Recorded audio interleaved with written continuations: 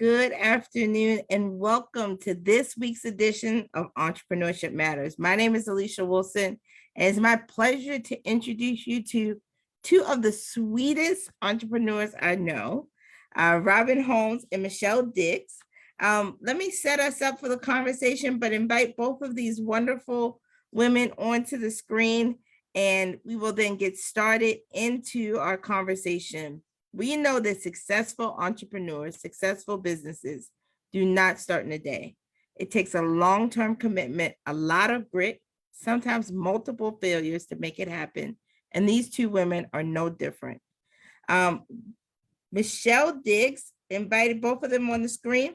Michelle Diggs of Blondie's Donuts was a pharmaceutical industry consultant turned baker with a serious passion for donuts.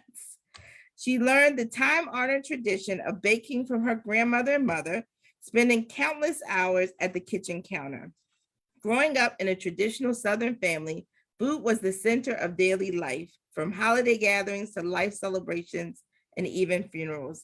These interactions reinforced for her the connective power of good food, that is so true, and its ability to build bonds within families and communities. Blondie's Donuts signature brioche dough recipe was inspired by tried and true family recipes. Their donuts, especially baked products, are 100% from scratch, using real ingredients you can taste. Their adventurous flavor pairings, we're going to talk about a little bit of them. You go on the website, you're going to see. Combined with a few of grandma's recipes, make each bite delightful and leave your mouth watering for more. Welcome, Michelle. Welcome to Entrepreneurship Matters. So glad to have you. Thank you. Thank you for having me today. My pleasure. Next, I want to introduce and present to others Robin Holmes. She started Dito's Donuts to sell her hot and fresh mini donuts in 2016. Named after her mother, Dito's Donuts serves a lunch menu from the truck and specialty donuts at festivals. Returning to the University of Baltimore in 2016, Robin entered the school's Leonard and Phyllis Atman Business Prize competition for startup business ideas and won the $2,500 grand prize. With the money, she purchased a freestanding donut machine that has allowed her to expand her business to serve donuts at corporate events, weddings, parties, and larger festivals. She is the recipient of the best dessert at the Taste of Three Cities Food Truck Festival, and she has so many different certifications. She's a certified woman minority-owned business, a Goldman Sachs 10,000 small business alum, yay, cohort 7, yes, a mentor of the University of Baltimore, treasurer of the Maryland Mobile Vending Food Association. Again, she won her pitch competition and is a 1 million Black women in business mentor with Goldman Sachs. Welcome, Robin, to Entrepreneurship Matters. So glad to have you on today. You're welcome. You're on mute, but don't worry. I'm going to come back to you. We're going to stay off mute the whole time. These two women are so phenomenal and make tasty treats that all of us get to enjoy. Thankfully, I've eaten some of them. But let's get to this question, which is, what inspired you to be entrepreneurs? Because you could have just said, you know what, I'm going to bake for a couple of family and friends. I'm going to be the person who, that's my thing that I contribute to the family gathering or the community event. But what made you say, nope, I want to be an entrepreneur? So I'll start with you, Michelle. Sure. Well, it honestly, it comes from my background. My father actually owned his own business my entire life. And he started, he actually still had a 9-to-5, but he worked his own business in the evenings, on the weekends, and grew a very small landscaping business into, a 6-figure business plus in just a couple of years. I grew up in a Southern family that, instilled hardworking ethics and hard work ethic as well. So entrepreneurship to me sort of came as like a natural step, I guess, that I knew I would take eventually. I spent years in corporate America, but knew I wanted to delve into something that was more personal, something that was completely mine. So I knew at some point I would get into entrepreneurship and running my own business, and here we are. I love it. I love it. So your dad had a landscaping business that you Yes, were able ma'am. to see. Yeah. And that really served as like a catalyst. Beautiful story. Robin, how about you? What made you say, you know what? Donuts. I love donuts. You really love, I mean, you love donuts, but what made you say, I'm going to become an entrepreneur, whether it be donuts or anything else? What inspired you to want to be an entrepreneur? So I think it wasn't an aha moment. I think because I was always entrepreneurial. So, you know, I sold shoes wholesale. I was a seamstress at one point. I went to school for hair. I dabbled in real estate. So looking back, all my life, everything I was always interested in was always entrepreneurial, where I controlled what I did and when I did it. So the reason why I fell into donuts and I've stuck that through is because my mom passed away, and I just wanted to do something entrepreneurial in her legacy that I would stick through and bring it to, you know, a family business and legacy in her honor. So I'm sticking this one out for her. But I do love donuts, the business side. I'm more of the businessy part of it more than anything, to be honest. I love business. Yeah, no. And I love that it's named after your mom. Yeah. And her, and everybody, you know, when they say about your donuts, Deedles. I mean, so your mom's name just continues to be said so many times. And it's with something that brings people joy. And, you know, just a beautiful legacy you both have built. So let's go back. Let's talk about, how'd you start your business? And take us through the steps of, clearly, you know, you can make a great product, but that alone won't make it a business. So what were the steps you went through? And don't worry, you don't have to say them in steps. I'll take them down in steps and make sure everyone is watching that takes notes gets them. But how did you go from think about starting that business, and what were the steps you went through? Michelle, I'll start with you. Sure. So initially, you know, what I like about the food industry is in my opinion, it's a low barrier to entry. So you don't really have to have a lot of sort of capital. You don't have to have major investments out the gate. You know, if you have a good idea, a good product, and a way to get them to your customers, you can sell. So the idea was that we started very small. You know, we started the business in Baltimore. So we began just doing very small markets in the city, a couple of small farmers markets we got into out the gate. And we're able to sort of begin just testing the market with our products to see what customers responded to, what they liked. And then we're able to sort of expand from there into a couple of different products. We moved into a commercial kitchen as well that allowed us to obviously like operate legally to sell to the public. And then from there too, we were very fortunate. I mean, I'll just be honest, like there was nothing but good fortune on my side from the very beginning that helped us to gain a couple wholesale accounts sort of right away, as well as the word began to spread. And then from there, we just continue to grow into, you know, scaling the business to open up a food truck and expanding again our wholesale clientele into additional eateries and cafes. And we just continue to scale and are moving more toward that now with our first brick and mortar this year. But yeah, I mean, the scale, I think overall for us, it really just went from taking the product that we believed in and then having customers that provided good feedback to us and trying to improve upon that and just continue to formulate the business from there. My husband definitely is like my partner in crime. He's my business guru. I definitely love the creative side more. I gave him a ton of credit for being, I think, the pivotal person that has helped us to expand as quickly as we have. Yeah. He's very business minded. He's an entrepreneur himself. And like I said, he's just helped to ramp things up in a way that I knew I could have never done by myself, to be honest. But like I said, we developed a strategy to help us, you know, formulate different streams. We wanted to set up, you know, wholesale, direct to consumer, markets, having a food truck, and also again moving into our first location. So we were very strategic about being intentional about how we flooded the market with our products to an extent to again cover as many different facets as we could. And then we're going to get our products to those locations and to the customers every single week consistently, on time, with accuracy, Yep. and always providing good customer service in the meantime. Excellent. I love how you said that. I took down 10 notes, 10 steps you went through. It's That's what I been a said. ride, but All right. it's So clear. first of all, you just acknowledged that there was a low barrier to entry in the food Mhm. industry, right? You didn't need a lot of capital to get started. Second, but you did smart small, right? So you started in very small small. markets. Mhm. Third, tested what the customers like. So you did market research. Yes, ma'am. Really started to think about the portfolio. 4, moved into the commercial kitchen, sort of allowing for you to sell in a public space.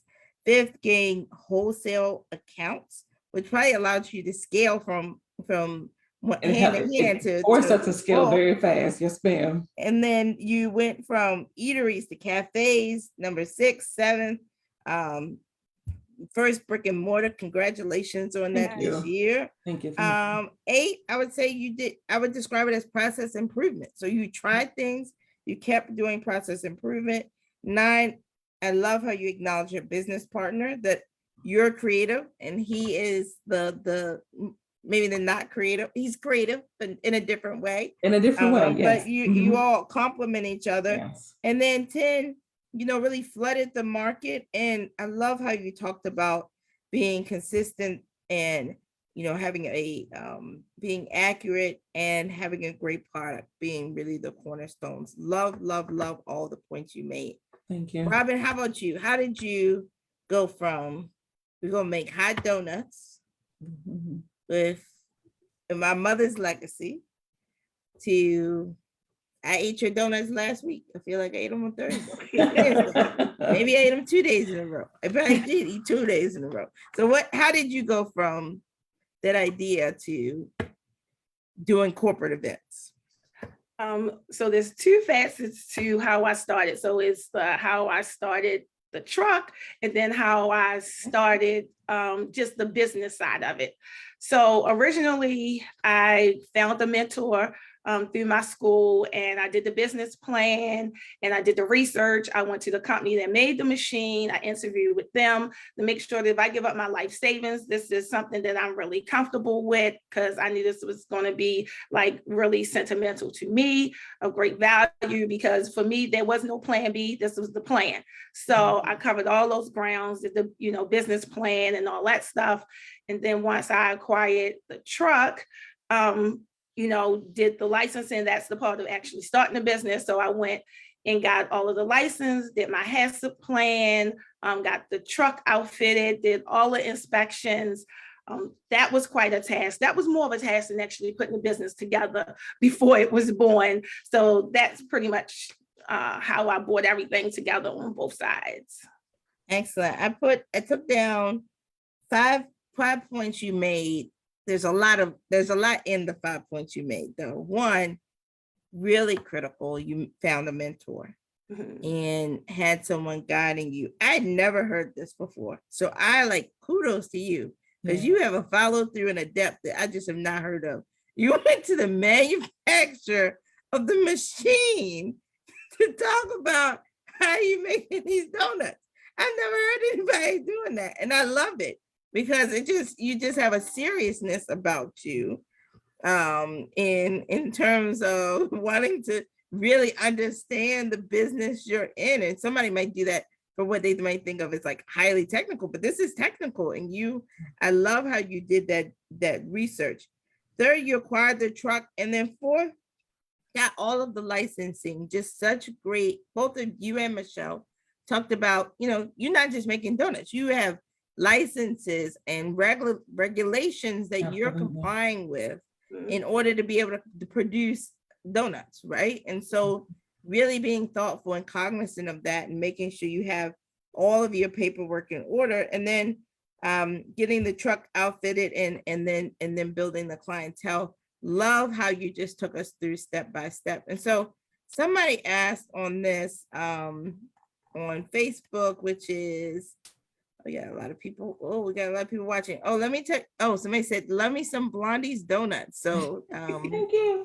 someone just said that. Let me tell folks this. Those of you who are listening on the phone, Feel free to text in, same as every week, 22333, type JHUWL in the message. Those on Facebook, continue to put your comments on Facebook. We're seeing all of them, and they're coming into the chat. Those of you who are Zoom, do the same, and I'll get all of them and weave them into this conversation today. But someone asked, why donuts? So I know why donuts. I know why donuts, yes. I know why donuts. But tell us, Michelle, why donuts? And then Robin, why donuts? So come on. I've loved donuts ever since I was a little girl. Bread has always been like my downfall. When I say I love bread, I love bread. My mother, that's probably how I, grew up learning how to even work with dough. My mother actually, and my grandmother too, made the best yeast rolls you ever have in your life. Ooh, so do you make those? You make what's those? That? Yes, ma'am. Yes, ma'am. We don't sell those, but I do make those. But so I grew up, in a household where we had fresh bread every single week. And, I was just obsessed with bread since I was a kid. And then donuts is just the perfect bread because it's sweet on top of that. Yes. So I've always loved donuts. And, sometimes I always just enjoy eating personally. And honestly, how I sort of fell into donuts, I took a road trip with a girlfriend of mine back in 2018. She's a photographer and wanted to go to the Northeast to take like fall foliage photos. So she was like, "Oh, take a little trip with me. We'll go up to like New England, Maine and Rhode Island and Connecticut." So we hit all these different states across a couple of days. And we ended up the very last day in a donut shop in Portland, Maine. And the donuts I thought were just spectacular. I was blown away by how good they were. They were just like, they were fresh to me. They served them hot as well and in the actual shop. And I called my husband that evening before we came back. And I was like, I had one of the best donuts I've ever eaten in my entire life this morning. I want to try to make donuts. And he was okay, well, you bake anyway. So, let's give it a try. So I came back home that weekend and talked to my mom for a while. And I was like, how about we start with your yeast roll recipe and tweak it into donuts. So she and I played for about 3 months with recipe testing. And I would literally wake up before I went to work in the morning around 3 a.m. and make donuts every single day for 3 months. So we tested every day. I would take donuts to my office. I would give them to my neighbors. Anyone who would try a donut, I would put it in their face, like, give me some feedback. So we tested for 3 months and came up with what we thought was a good recipe. And that has like literally turned into what we have today.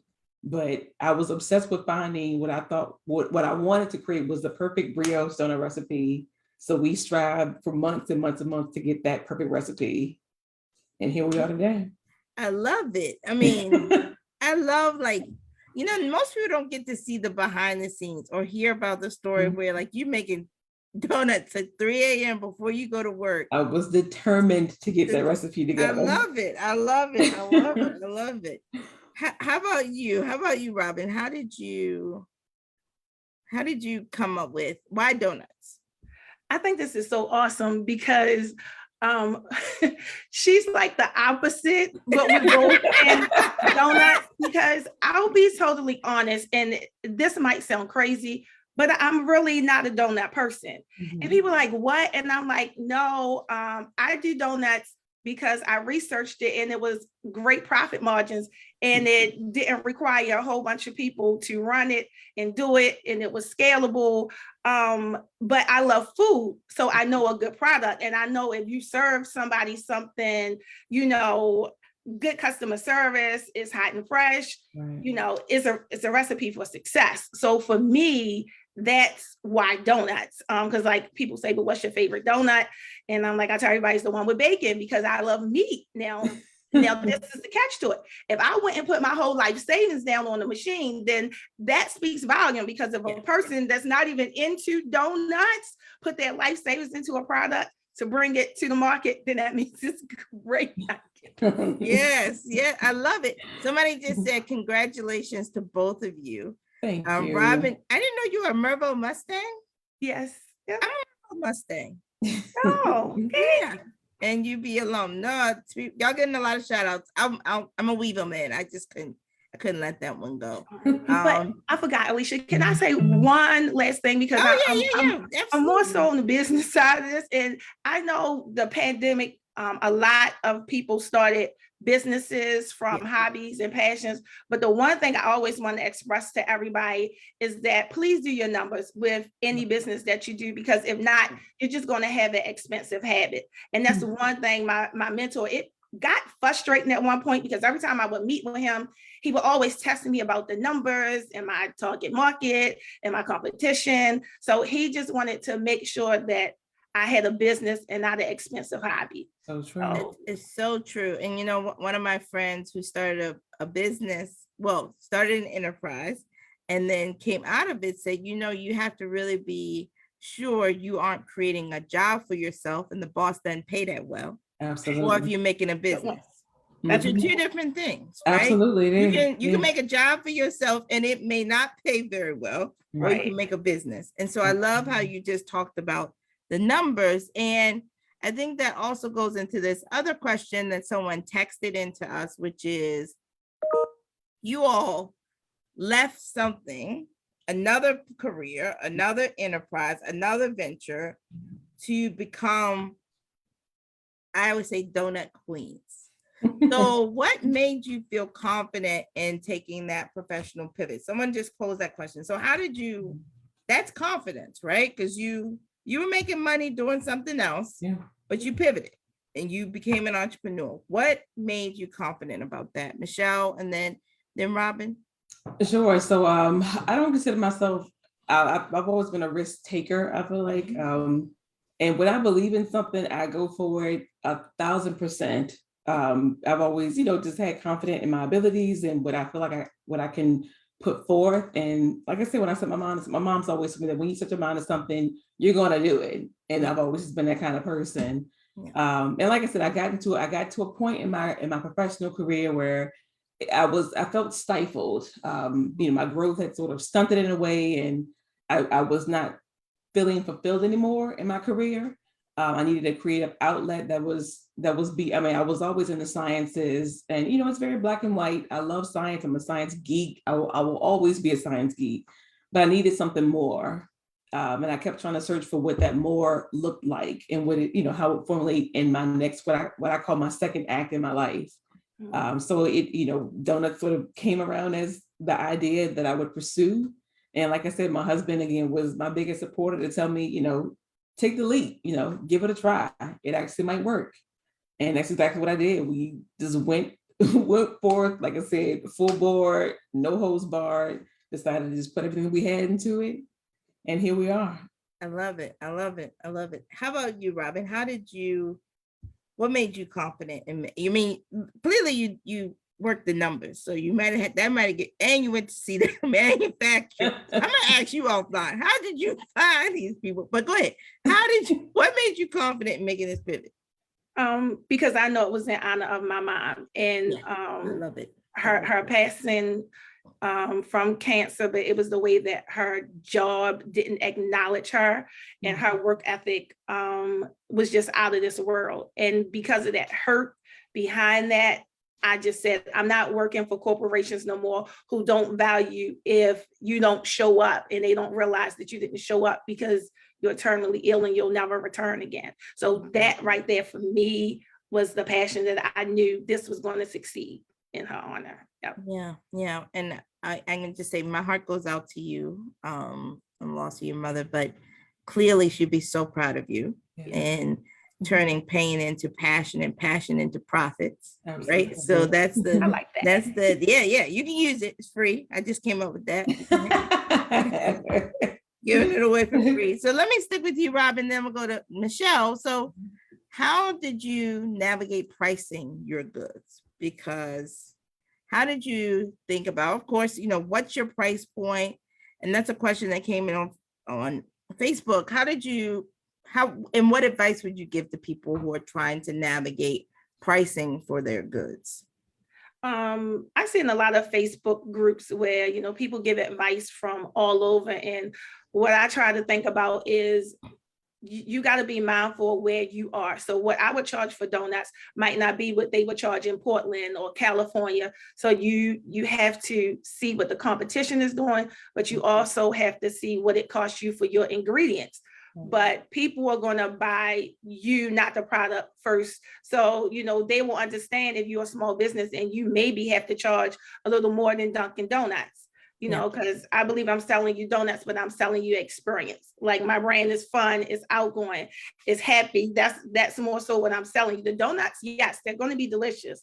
So you can put that into the pricing, but it's what the market will bear. So once you make you a sheet of all of your ingredients and what it costs you, and kind of see what everybody else is charging, and see if that works for you and test it out.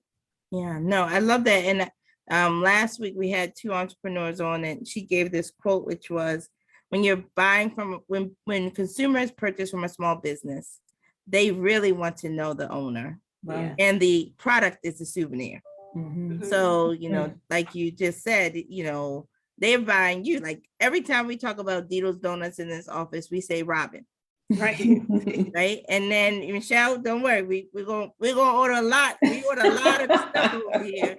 We want to say Michelle because we do want to know who we love relationships and we love the person behind it. I love how you just said that. Michelle, how did you pick your price point? We were talking earlier. I was like, oh, I can buy some of these. It's just the right price. How did you come up with navigate pricing, and what advice would you give? It was similar to what Robin just mentioned. I mean, like I said, you're looking at the cost of goods sold, trying to come up with your actual numbers to make the product itself, including your labor, and then, attaching your profit on top of that. And again, sort of seeing what the market will bear from what your competitors are doing. We did start out with what some might feel be a higher price point for our donuts. However, we do 100% scratch baking, make every single thing from scratch, from our glazes to our toppings to our fillings. And that all takes time, and it takes quality ingredients. Something that I'm a true believer in is using the highest quality ingredients that we can afford to use.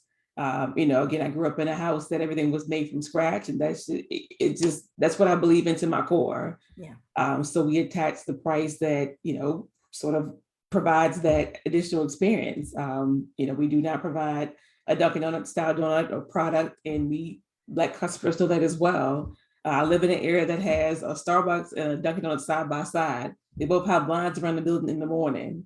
So a customer will pay for a Dunkin' Donuts price and a Starbucks price. You have to figure out how do you market to the one that you want to sell your product to. Yeah. And that's how we've been able to just sort of focus on what works for us, and our customers have responded accordingly. So again, it's definitely, seeing what the market will bear.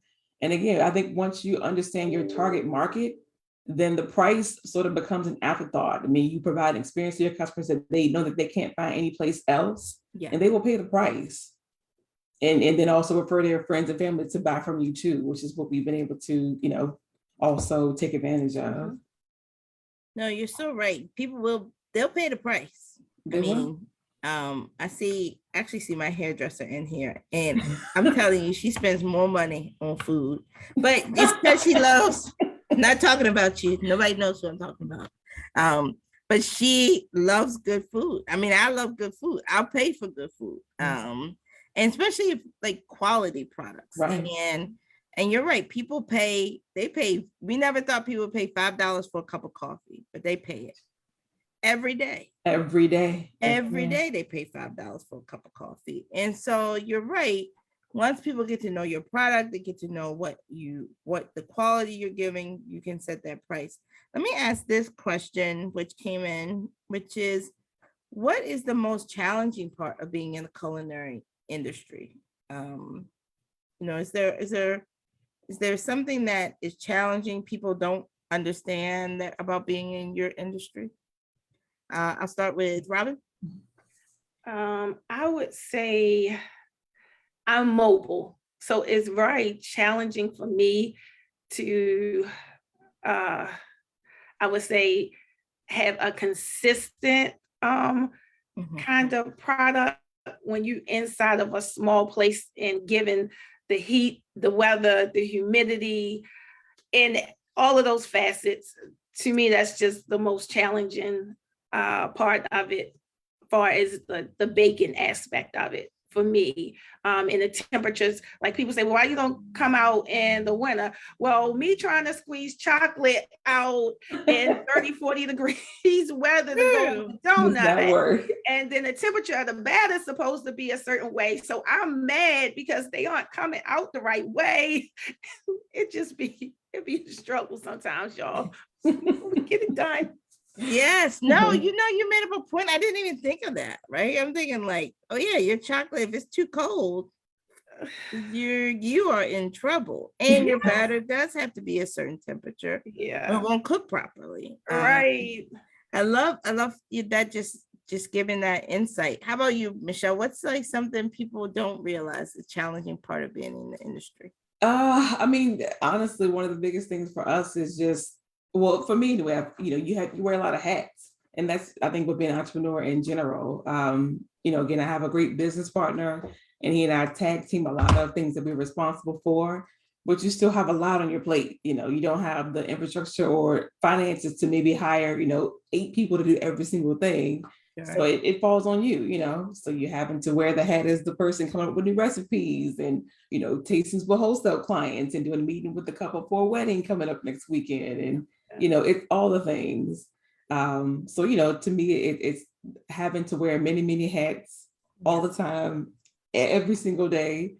But that comes with the territory, I think. So I don't complain about it because this is what I have walked into willingly. Yeah. But it definitely can be a struggle some days. I'll say that much. No, I hear you, and I appreciate you saying that. And I mean, I want to shift us because this is one thing I know about both of you. Both of you have amazing reputations and clearly well known, well respected, known for your quality of product. If someone said that's not good, I wouldn't even believe them. I'm like, no, you're not. You didn't eat their stuff. But how did you market? How did you build that clientele? You both have a following. So tell us how you did that. I'll start with you, Michelle, and then Robin. Okay. Well, again, starting with the local market, in my mind, it was always, I think, a smart idea to start small the way we did, but also getting directly in front of consumers from the very beginning. We were very intentional about being able to talk to our customers, have them try the products to give us feedback, and then just turning that into, how we sort of been able to scale is that people also began to, refer us to their friends and family. The pandemic, as hard as it was, in many, many ways, it helped us in so many ways too, because people, obviously were working from home, the kids were at home. We were able to pivot to a delivery model within those in 2020 and 2021. So with that, we were able to go direct to consumers with our products every single week for deliveries on Fridays, Saturdays, and Sundays. And that just helped us to continue to scale. And then also it was helpful that people had Facebook groups about, Annapolis Eats and Howard County Eats, and they would start to post pictures about their orders and the donuts when they would get delivered to them, and the word just continued to spread.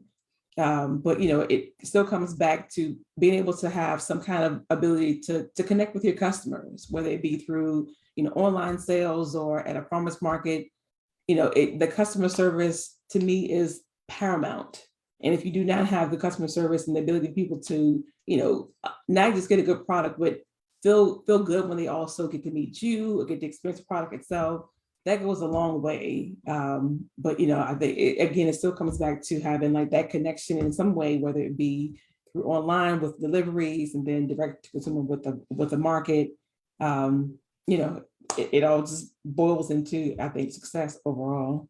Yeah, no, someone said in the comments on Facebook, having a location at the Baltimore's Farmers Market was a great idea. Thanks, Blondie. Somebody's eating a lot of your donuts. Well, thank you. The markets are just fantastic, I think. And I looked at something that I thought was smart that Zeke's actually does. So Zeke's has locations, everywhere, but they still do farmers markets every single week, years in business now. And I think to me that it's so important that you keep that connection with your customers. Yeah.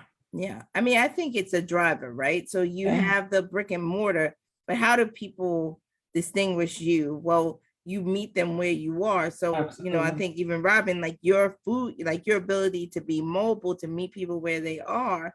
And once you have a brick and mortar, you're just going to be driving people to the brick and mortar. I can't find the shop, so I'm gonna go to the shop now. I'm gonna go to, they will find you. And I think just being creative is been to your advantage. Robin, how about you? Someone said time to try Deedles now. So how did you think about building your clientele? So mine came from my business plan. So when I did the research, I kind of followed what other mini donut people were doing and where they were successful at. So I kind of wrote down like, okay, large festivals. So I knew I was going to attack large festivals in Baltimore City so that we can get the name out and people could be aware of the name. So I did that first. But then when the pandemic hit, all of the festivals kind of went like, but I was just finishing a Goldman Sachs program and my growth plan was to do more corporate catering anyway. So it kind of like that just went full force. So I do have to apologize to Baltimore because I really don't get out to the community the way I wanted to due to the last 2 years with the pandemic, but it was just that the catering had just took front seat. And that was just the way we started surviving. But now that we're going into Lexington Market, we'll be able to do a lot more within Baltimore City as we expand. I loved it. And no apologies necessary, because I think that people, in many ways, I get to interview, and it's just like an honor for me. So many entrepreneurs, and it is, I think, so beautiful how many of you rebirthed and reimagined and use that time so wisely. Like you're going into Lexington Market, Michelle's going into brick and mortar. I mean, you clearly pivoted, but nothing was lost in that pandemic. So no apology necessary, not at all. Oh, someone said, okay, I gotta get to this. Okay, I'm gonna get to this because it's come up 3 times, so I'm gonna get to it now. Favorite recipe, favorite donut. Is Robin considering putting bacon in one? Asking for a friend. Okay, so I'm gonna start with you, Robin. Favorite recipe, favorite donut. Okay, so I'm gonna get favorite recipe, favorite donut, bestseller. Okay, so can you give me those 3? Okay, which one was first? Favorite donut. Okay, so mine is the bacon because, like I told you, I love meat. So we have one that's called the Flying Pig. So that has bacon on it. So that's absolutely my favorite one. Okay, bestseller. I would say it's neck and neck with strawberry shortcake and Oreo smash. They're like right there. Right there. Okay. How about you, Michelle? Favorite donut for yourself personally, and then bestseller. A favorite donut for me is our lemon meringue donut. We do it looks so good. I was looking at it. We do a scratch made lemon curd, and I'm obsessed with anything lemon. So that's definitely my top one.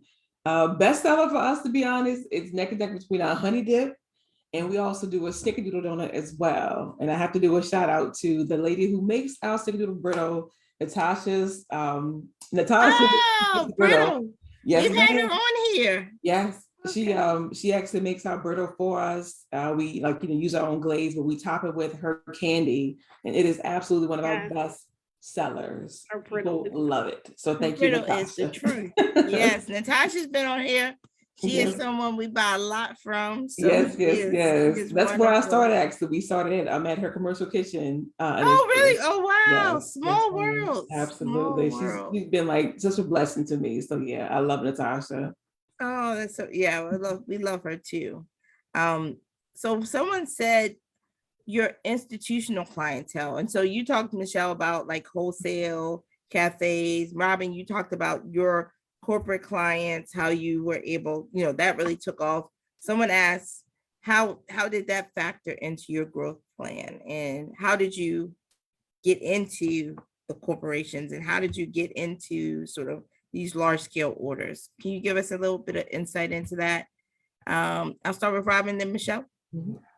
So within the food truck community, there's a bunch of, I don't really know what to call them, but they're like middlemen. So you have like Roman Hunger, Best Food Truck, there's a couple of them. And you kind of sign up for them and they'll send out all of these requests to say, and if they like your product, then you'll get booked for that. And I work with a lot of bookers here in Baltimore as well. And then I would just say being present through social media. And fortunately, they just started reaching out to me.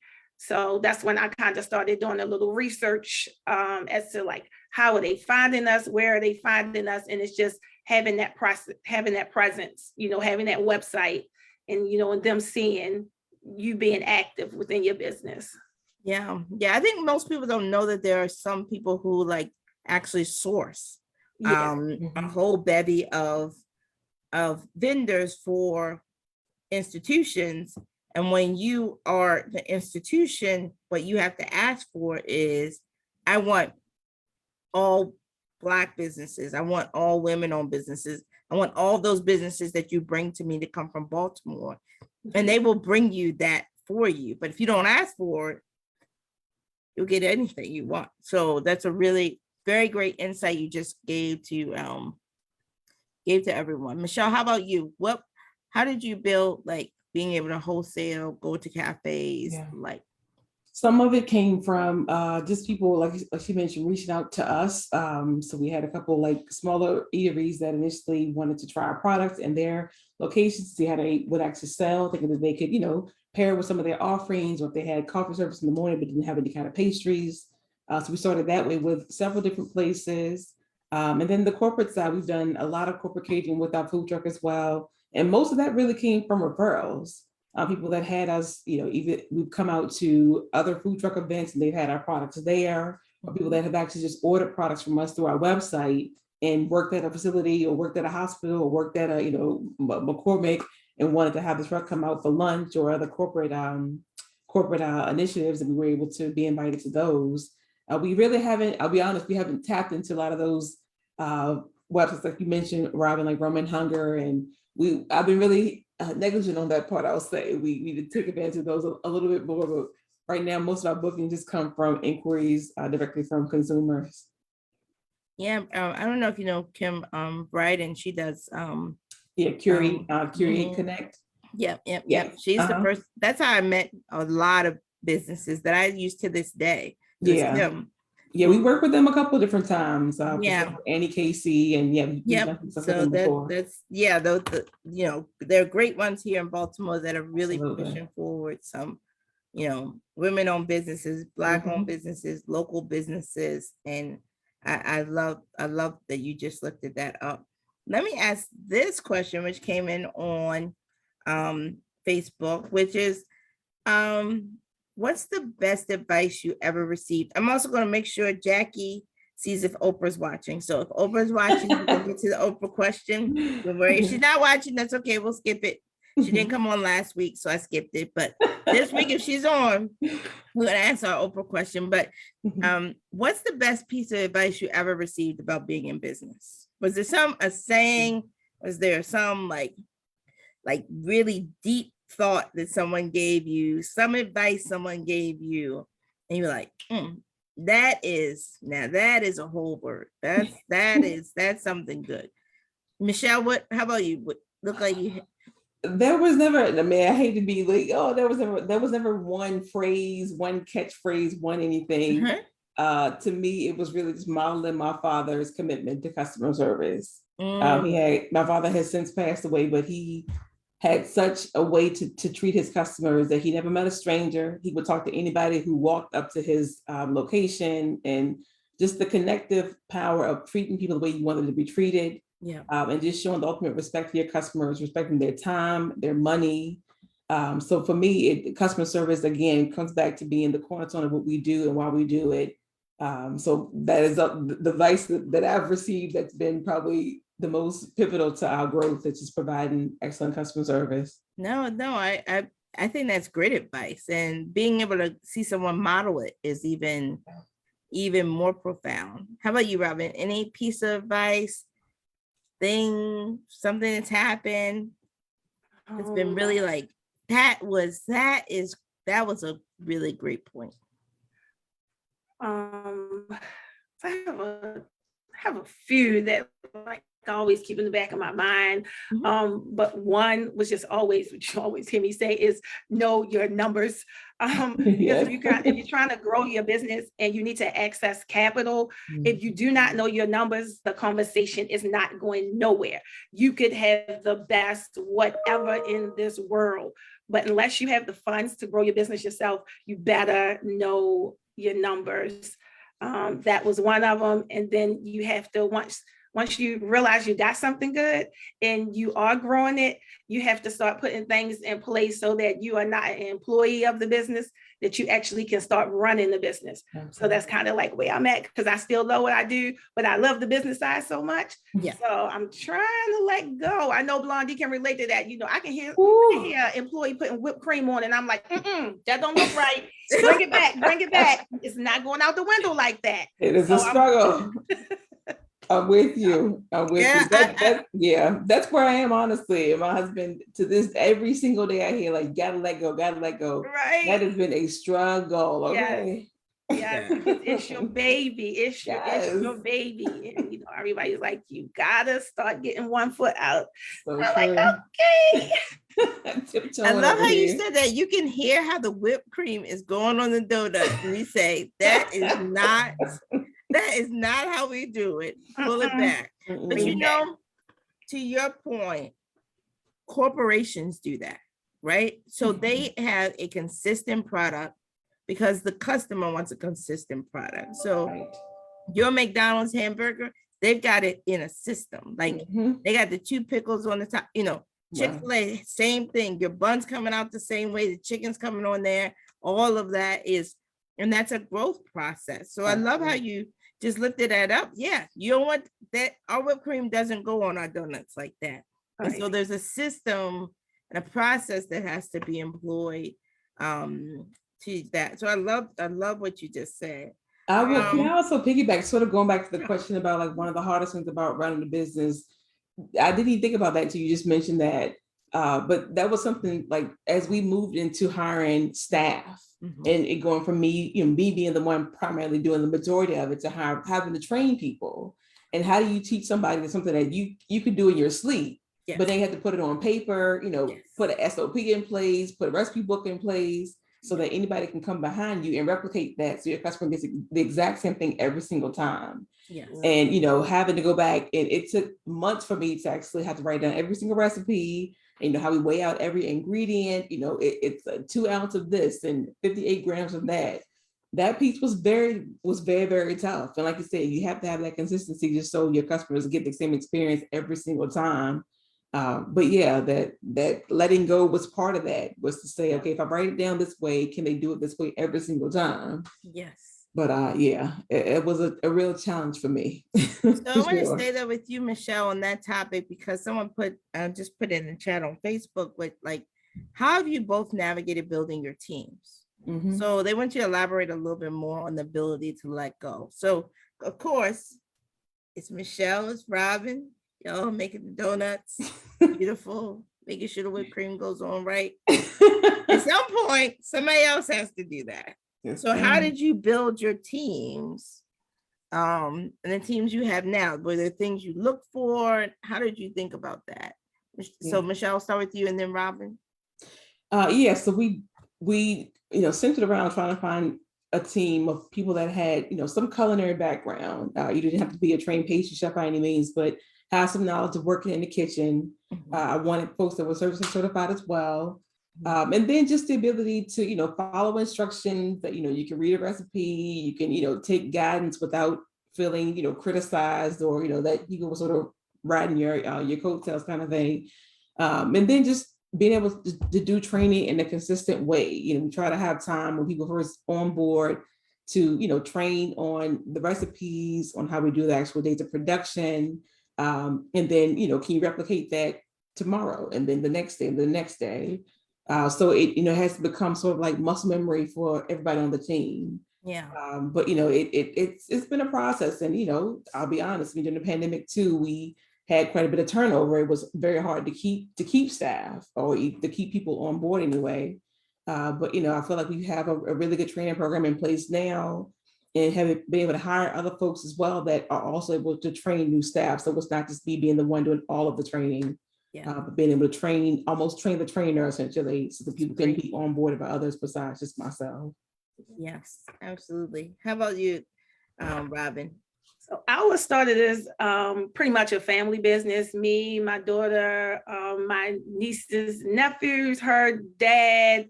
So it's like, anybody, come on, let's help, let's do this business.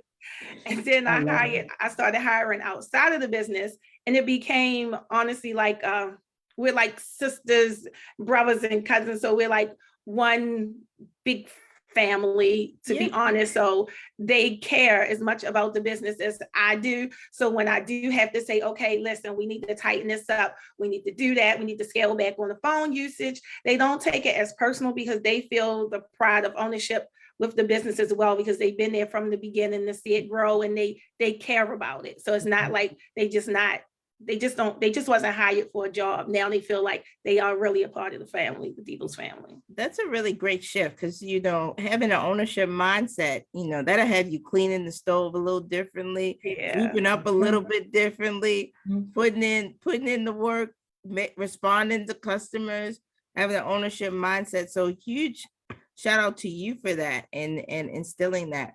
Let me ask this question. Oprah is on. Good news is we all look good today. Conversation has been amazing. So Oprah is an investor, has resources, but all of us really are investors, right? We invest in different ways.